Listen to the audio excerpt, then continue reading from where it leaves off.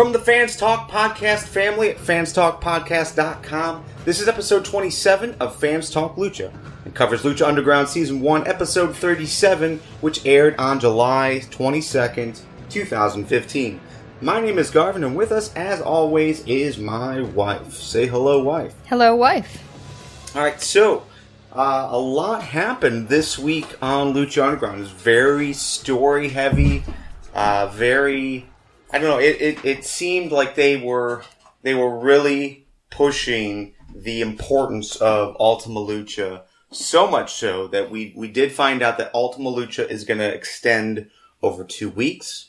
So another thing that we found out, or at least that they were pushing, was that today was going to be the first time that we've ever heard Prince Puma speak. So those were the big key pieces of today's conversation when it comes to commentary team and all that stuff. Let's dive right into the line items as far as what took place. First of all, before we totally get started, Sergio Arua, it was our music guest for this week. I believe it's the first time that we've seen them, so thoughts? No thoughts at all. They did not impress me one way or another. It's early days. Yeah, it's definitely like the first time you hear them, it's generally unassuming almost. Like there's nothing that necessarily sets them apart or above anyone else, unless it was like a really terrible band and then the next band that came in was like, yeah, that's an improvement. But I wouldn't necessarily call these guys an improvement. But I would for sure give them another week or two to see what they do.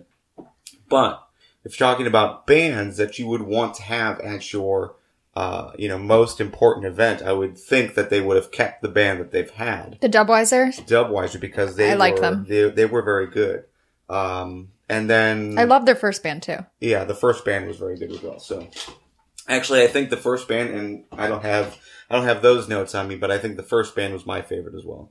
All right, so backstage in Cueto's office, Cueto and Rick are basically talking, and Cueto is basically talking about the idea that Big Rick was supposed to be his guy, was supposed to do the work for him. Rick is getting distracted by, money, and instead of holding off and going for power, and Cueto can offer him power. But obviously, Rick wanted both. He wanted power and money, and wasn't going to take either individually, which is what he left the office with. He left the office with a medallion, and he left the office with a stack of cash. I was a little surprised to see him get criticized for wanting money, because usually Cueto is, he seems to relish someone who's a little entrepreneurial, someone who's got a little more in it than just wanting to wrestle. Yeah, but he's going into business for himself. He's going to help others instead of just helping Cueto, which is what Cueto was expecting. I suppose I just thought it was a little out of character. Yeah, I think it was acceptable that he was trying to get back into the good vibes that they shared together. So trying to get that relationship back together, I thought was a worthy cause for Cueto. Yeah. Johnny Mundo versus Tejano. This was the opening contest. Tejano won via DQ after Cisco and Cortez from the crew attacked Tejano. El Patron came down, made the save. We normally hate on the crew getting involved in any storyline. Have you shifted your thoughts on that yet? No, I hate the crew. Yeah, okay, me too. So I was very sad to see the crew get involved, because realistically, I haven't liked Tejano. I haven't been able to get behind him. I thought, when his feud with Daivari, I didn't like either guy. I thought both were pretty mediocre. They didn't share, that energy that the rest of the roster seems to share. Tejano versus El Patron felt the same way. El Patron, very good wrestler, very solid wrestler, very good character, and Tejano was like so far below him. But this week I felt completely different. I don't know if you did as well, but I thought Tejano did fantastic. He did, but there's something about him, it's distracting. He looks like a porn star to me, so I have a hard time taking him seriously. I was distracted by the fringe on his boots. I kept thinking, why is he dressed like this? I don't understand. I don't know what porn you've been watching, but porn. I don't remember seeing a guy that looked like that. Well, you were obviously not watching the right stuff. Oh man. Yeah. So I thought this was an excellent match for Tejano. I think it really showed why he is there and why he is, someone that you can get behind. But it was kind of strange just seeing the reaction from the crowd. The crowd was very pro Tejano, even though Tejano could care less about the crowd. I mean, he made that clear a week ago. I might like him more if he gives up the whip. I get tired of the whip. The little bull rope whip wax thing at the end. Yeah, that it is kind of lame. I mean, the idea of what he is doing is solid, but just the way he does it, there's no way it hurts. I wish he would either go all prop. So, sequins on his hat and a whip and a lasso, or no prop at all. This, in the middle, oh yeah, I've got a bullwhip thing. I just find that, kind of like a crutch. Yeah. Backstage in Cueto's office, we've got Cueto and Hernandez talking, and they share a drink. There's some sweet product placement, drinks. Miller Lite. Yeah, I really started to get thirsty for Miller Lite. I'm never thirsty for Miller Lite. Hernandez versus Drago has been officially booked for Ultima Lucha, but there's a new stipulation, and I'm really interested to see how this plays out and how this works. But basically, it wasn't necessarily described as this during that segment, but later on in the night, they really went in depth as far as commentary team. They went in depth about what this match was going to be, and the fans are going to be given straps. So basically, if Drago or Hernandez goes into the crowd, they are going to be beaten by the crowd with straps. I love this. I love Cueto. He's such a mentor.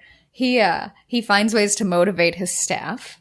He is entrepreneurial. I know I use that word a lot for him, but it's really the best word. He's innovative. He says, he started that little speech with, I don't discriminate. Anyone who wants to wrestle or have a say can have a say. I love him. He is the world's best boss. I totally agree.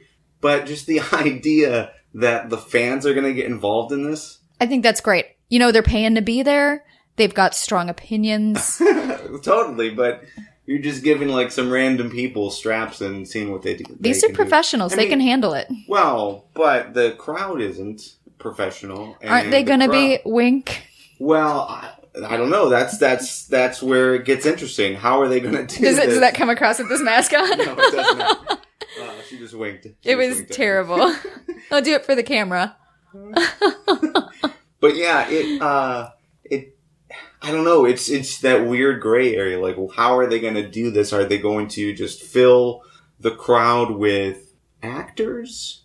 Or that they, basically prep the fans with how they need to use the straps? They're probably not going to be real straps. They're probably going to be strips of cotton. Yeah. I mean, you open up yourself to a lot of different potential issues by doing this. Tell me you're looking at insurance liability, because we've already discussed that this is not a number one priority on there. It was said on the commentary team that the fans have signed some kind of thing, whatever that's called.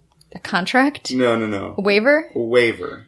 That's not the same thing as insurance, but it's a waiver. So, because they were also pushing the idea, like, if the crowd attacks Hernandez, there's nothing stopping Hernandez from attacking the crowd. That's true, and claiming self-defense.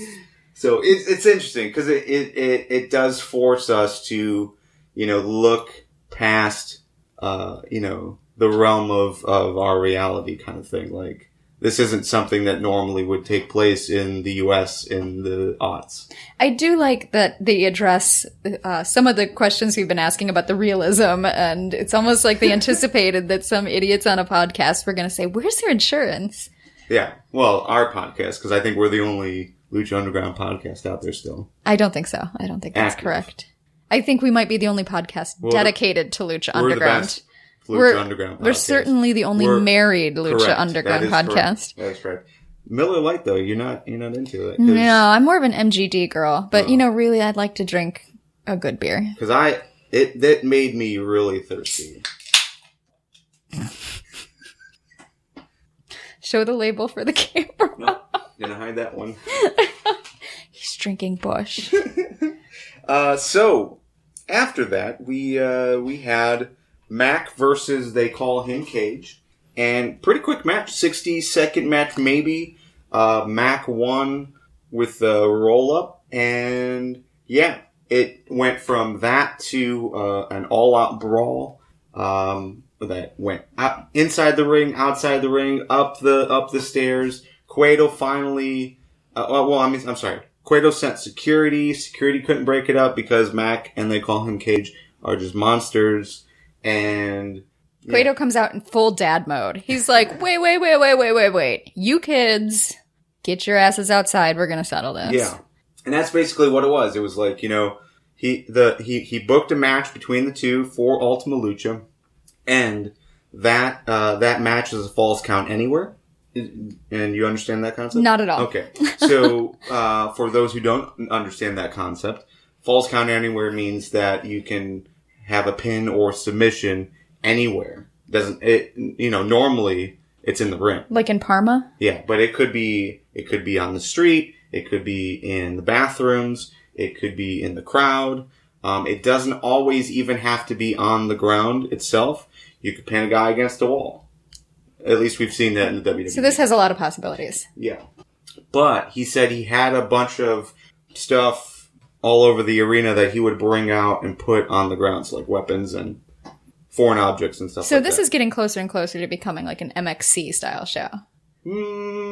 I picture them on like an obstacle course in the ring. Well, it could...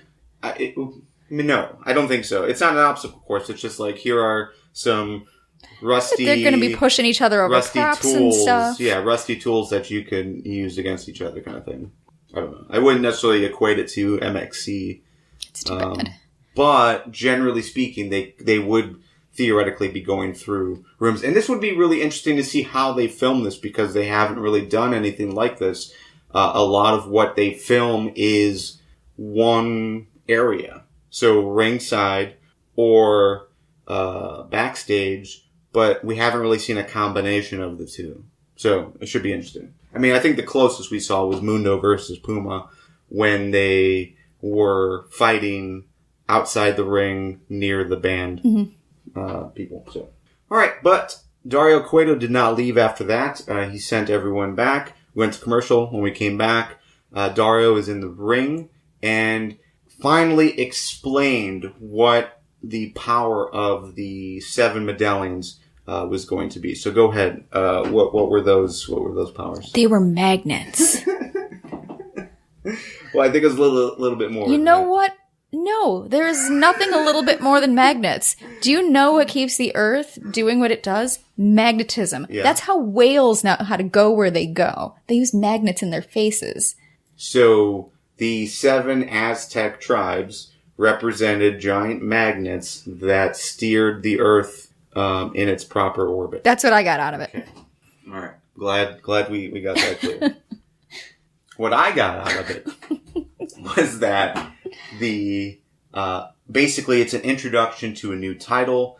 It was kind of difficult to understand the stipulations attached to this title, but it seems basically the 7 medallions, with the help of magnets, were inserted into the title, like those little circles all up and down it, basically. So, and then that title is basically, I think the title was called The Gift of the Gods, but it might have been the match was called. I was confused as to what was called The Gift of the Gods. Yeah, that they kind of they were confusing with that. So yeah. I always thought fire was the gift of the gods. Maybe. Yeah.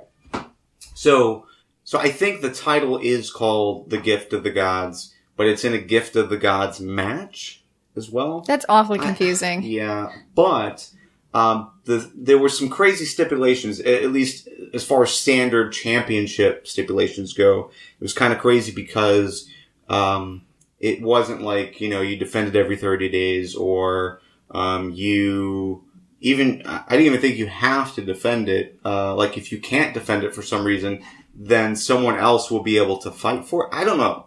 I hope they wrote this down because I tried to follow what Cueto was saying, and it was just really, really strange for me. So I'm sure we'll hear it in depth this upcoming week as they continue to build on social media and YouTube and all that stuff for Ultima Lucha. So yeah, we'll definitely find out before we do our preview for Ultima Lucha. Well, he'll find out, and I'll just pretend to imagine it's magnets. Yeah. Well, I mean, they were magnets. They were magnets. You're right. All right, so here are your contenders for the Gift of the Gods Championship. That's Jack Evans, Aerostar, King Cuerno, Bengala, Sexy Star, and Big Rick. Phoenix, who was destroyed by Mil Muertes, was stripped of his medallion, even though Phoenix showed up. Wearing some kind of Under Armour shirt. Yeah, a few minutes later, and it was like, all right, well, yeah, you're here now. You're a little bit late. So, Cueto booked a battle royale, an over the top battle royale, and the final two competitors just fought in a general one-on-one, one-fall match. So that battle royale went on. We saw people like, Arenas, Marty the Moth, I forget his name, something B, Fancy B. What's his name? I don't know. I like Fancy B though. Yeah. Costuming opportunity. It was just a lot of lower card guys.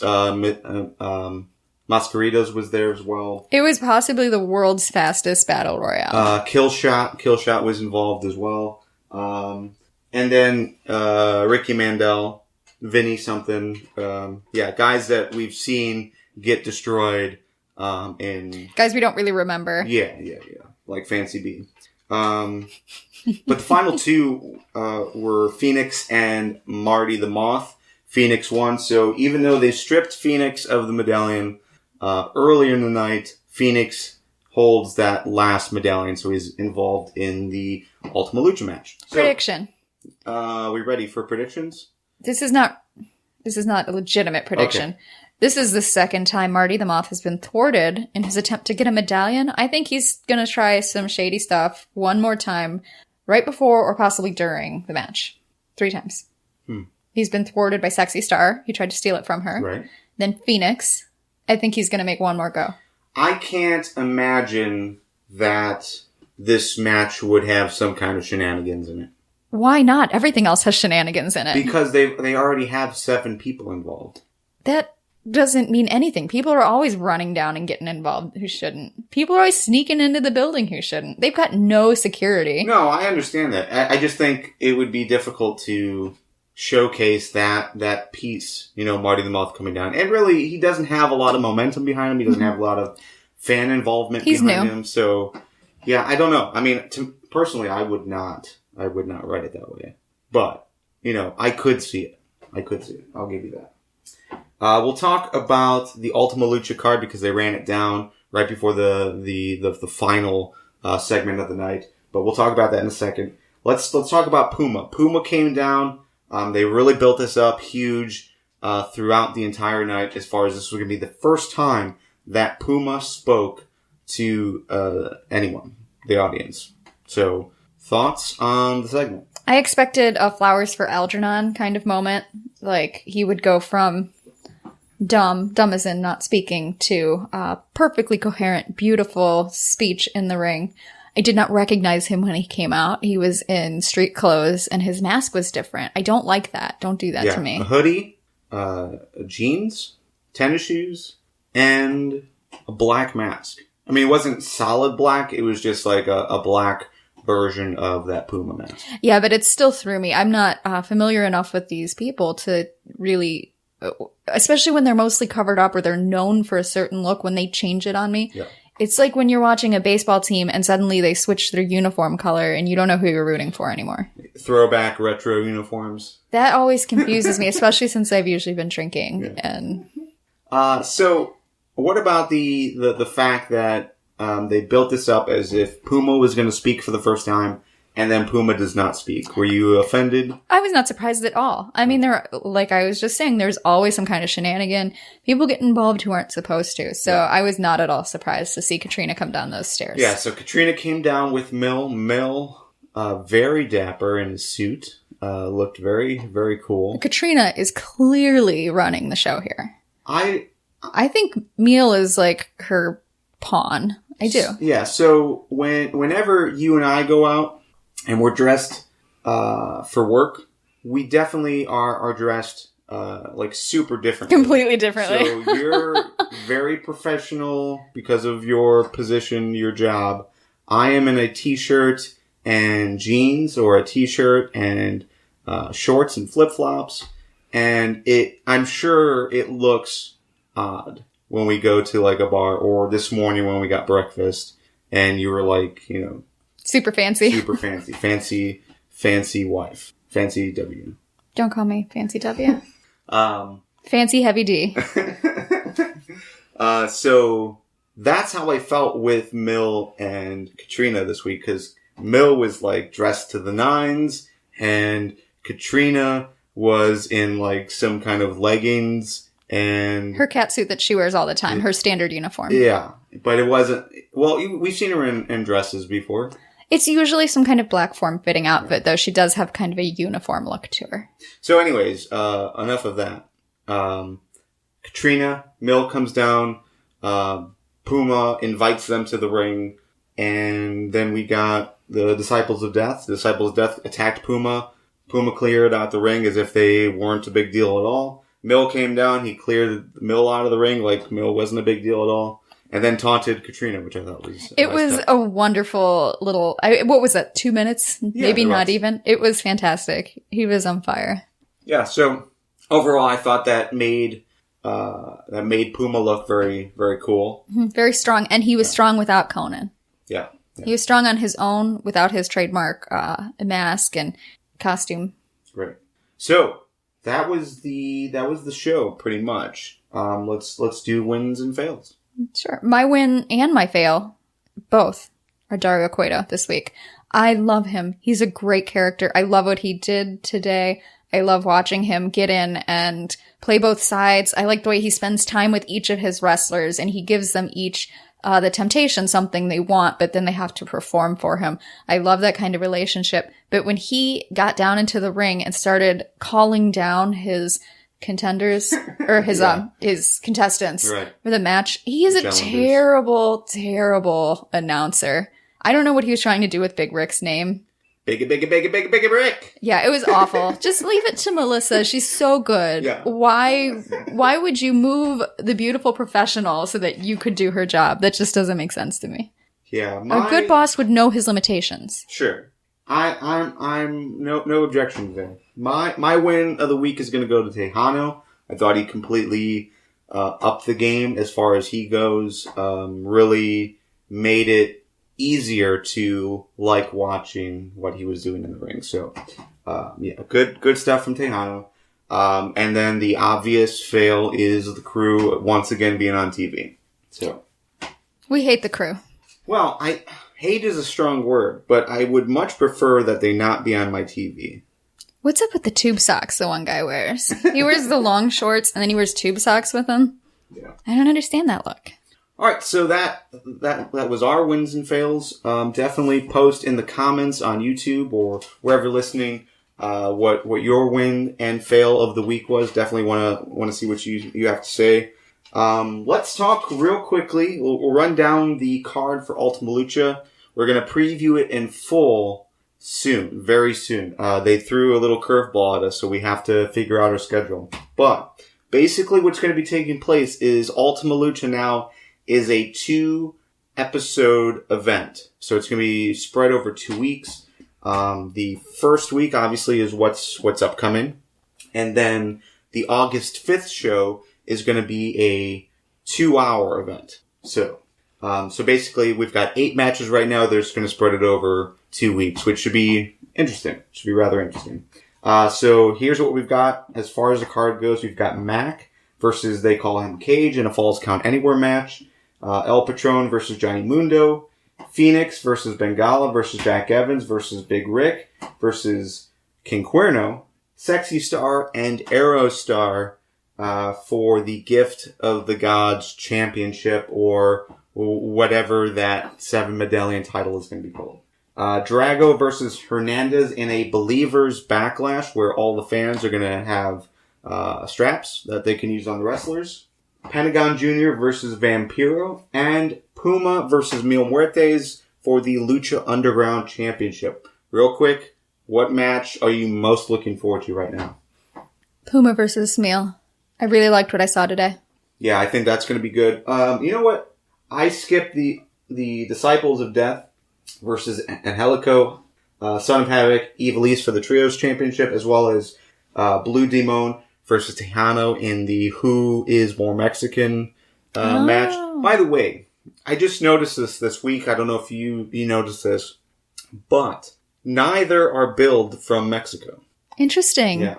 So neither's more Mexican. Is this like when my former boss, who was born in Canada and raised in Michigan, goes on and on about being super Irish? Yeah, right. Yeah, this is definitely... Oh, my family's so Irish, eh? Sorry. He made me mad today. Yeah, it's something like that. So... for me, I'm also looking forward to that. But again, there is not a bad match on this card. Mac versus Cage is kind of give or take. They're both good, but there's no real clear direction for the two. So it's hard to get behind either. But yeah, looking down the rest of the card, everything looks pretty cool. So yeah, it's going to be a great two awesome nights. Yeah. All right, so final thoughts before we close up. We had talked about doing a drinking show for the final for Ultima Lucha, but I think with it being split up into two, we're gonna have to either choose one or the other, or set this goal off for something else. Yeah, and again, leave some comments. Let us know what you would like to see. But my suggestion would be. We do an Ultima Lucha pre-show Monday-ish. Right now, it's, we're releasing this on Friday, so on Monday we would release another episode, like a bonus episode, to preview Ultima Lucha, and then we'll do 2 regular episodes as far as reacting to what we saw at Ultima Lucha, because it's 2 weeks. And then we do a year in review type thing, where we just spend... 20 minutes or so talking about stuff. But I know we wanted to add a drinking game to this as well. We can reserve that for next season, because I'm optimistic that there will be a next season. Yeah, and maybe also that would be like a Patreon goal. Ideally, it should be something short enough that if people want to watch it and do it at the same time, it wouldn't be difficult for them. Short enough it would have to be a couple of matches or... Yeah. An episode or something, yeah. So, would love your suggestions. So definitely reach back out to us. Let us know what you would like to see. But that's my suggestion is we do an Ultima Lucha pre-show next week, as well as a recap of the first episode of Ultima Lucha. And then the second episode the following week, same thing, recap of that final episode. And then a year in review type thing with some drinking and other stuff, I guess. Arm wrestling. Yeah, something. Okay. So, my final thought is just to let you guys know we are doing a live video feed of this. We haven't necessarily shared the video feed with anyone yet. We're keeping it private and then sharing it after the fact with Patreon subscribers. So if you want to see what we look like and want a little bit of bonus content in return for helping us out by subscribing financially, that would be really cool. I think this is a cool thing that so far it seems liked. Haven't received a whole lot of feedback yet, but yeah, if this is something that you would like to see more often, definitely subscribe on Patreon. If you like this episode, just let us know by leaving your thoughts wherever you watch, wherever you listen to the entire series. If you really like this episode head on over to patreon.com/fanstalk and pledge a few dollars our way. With your support on Patreon, we are basically keeping this series funded, as well as Fans Talk Pro Wrestling and Fans Talk TNA. And really, you're also receiving early access to content just like this, as well as some bonus content. We're doing a monthly blog post, as well as releasing the video feed. We're going to be doing that for all three series. We've got another series in the works that we're going to be doing stuff like that as well. So yeah, definitely help us, support us. Patreon.com/Fans Talk. And that's all the time that we have for this episode of Fans Talk Lucha. But the conversation doesn't have to stop here, obviously. Join us over on YouTube, Twitter, Facebook. Let us know what you thought. Let's continue this conversation, see what your predictions are, see what your theories are as far as what they're doing. Maybe some theories on why we haven't seen any advancement in the Black Lotus storyline. Oh, that kind of yeah. Just dropped. I had totally forgotten about that. Chavo's not involved in Ultima Lucha right now, so Thank God. I imagine that's going to change, but we'll see. He's going to come out with a chair, and we're going to throw things at the TV. Yeah. But that's it. You can find more information about us, as well as the full archive, over on fanstalklucha.com. See you next week. Adios.